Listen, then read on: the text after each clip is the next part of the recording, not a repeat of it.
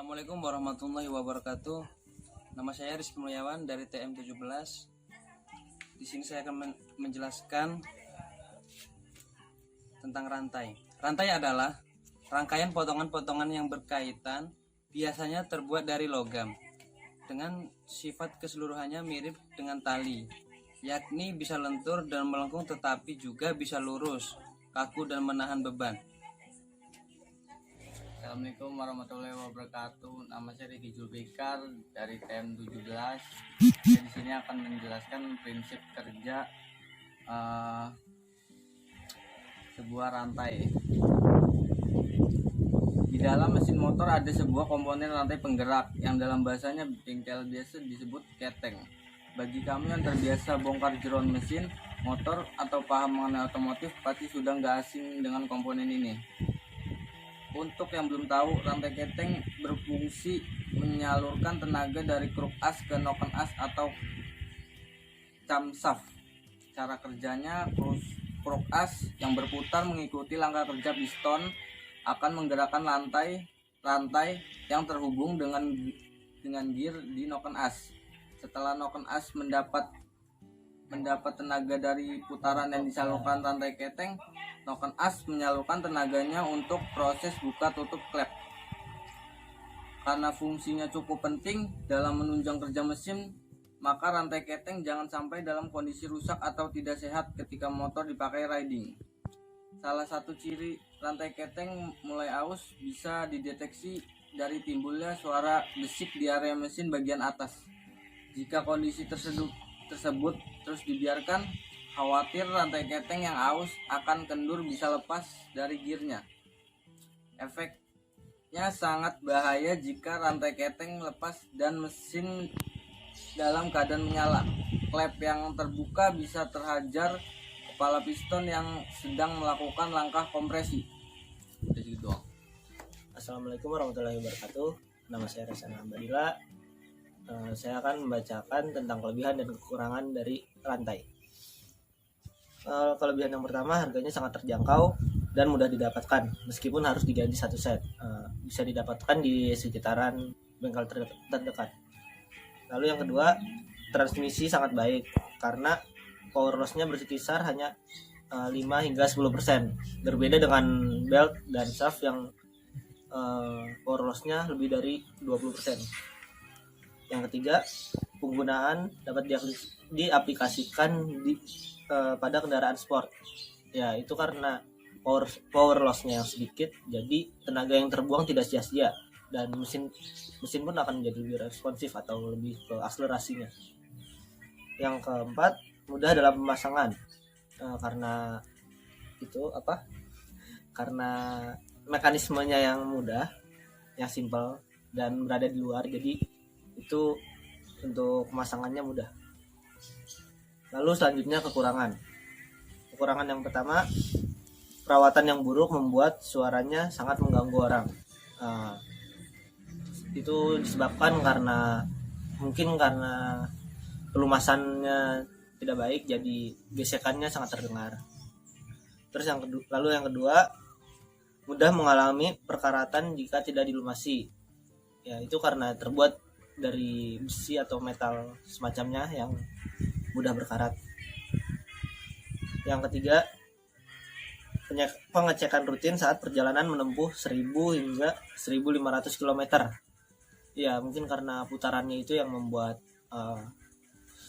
pelumasannya atau olinya menjadi habis atau aus.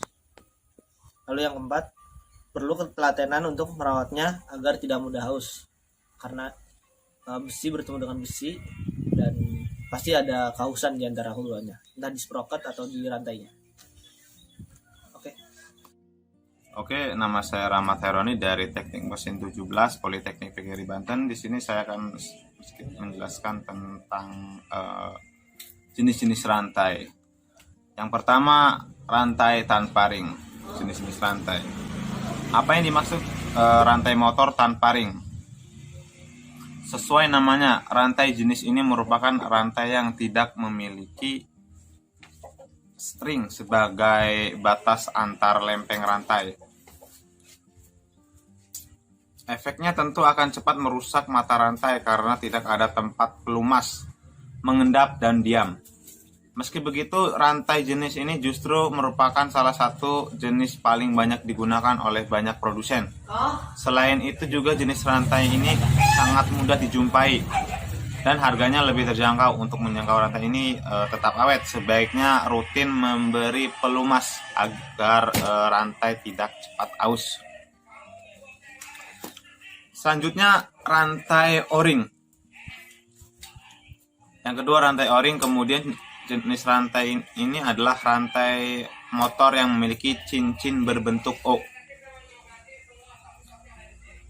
Terbuat dari bahan karet jika dibandingkan dengan jenis rantai ring. Memang secara umum rantai ini lebih tahan lama. Hal ini karena ring tersebut memiliki fungsi sebagai seal agar menjaga pelumas tetap diam dan berada di antara dua lempeng mata rantai. Meski akan selalu terlumasi, namun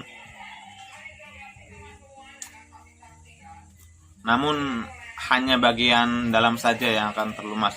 Untuk menjaga daya tahan lama dan lebih awet, sebaiknya tetap secara rutin dan berkala kalian memberikan rantai ini pelumas.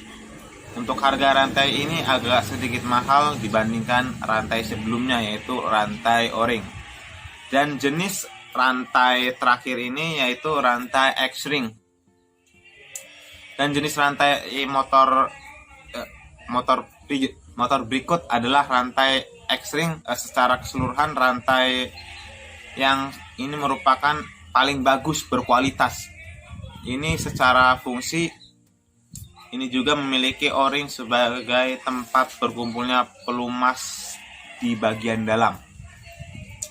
Hanya saja sesuai dengan namanya, yang membedakan hanya terletak pada pembentukan. Dibuat dengan bentuk seperti huruf X. Pembuatan bentuk lempengan ini tentu bukan tanpa alasan, melainkan untuk membuat cincin tidak mudah pipih. Dengan begitu mata rantai ketemu dengan mata gear yang membuat terjadinya kemampatan, tidak membuat kedua logam bergesekan secara langsung. Dengan begitu umur rantai pun bisa menjadi lebih awet. Hanya saja jenis rantai motor ini bisa didapat. Ya, di sini saya akan menjelaskan tentang penyetelan rantai.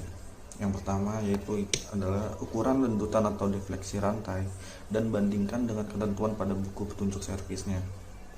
Yang kedua, jika lendutan atau defleksi rantai lebih besar dari ketentuan, berarti rantai terlalu kendor. Jika kelendutan lebih kecil dari ketentuan, berarti terlalu tegang. Setel rantai dengan memutar mur penyetel sesuai dengan keperluan. Perhatikan garis-garis tanda penyetel pada kerangka sepeda motor yang berfungsi untuk menentukan penyetelannya. Penyetel yang harus ada pada tanda garis yang sama untuk sebelah kiri dan kanan.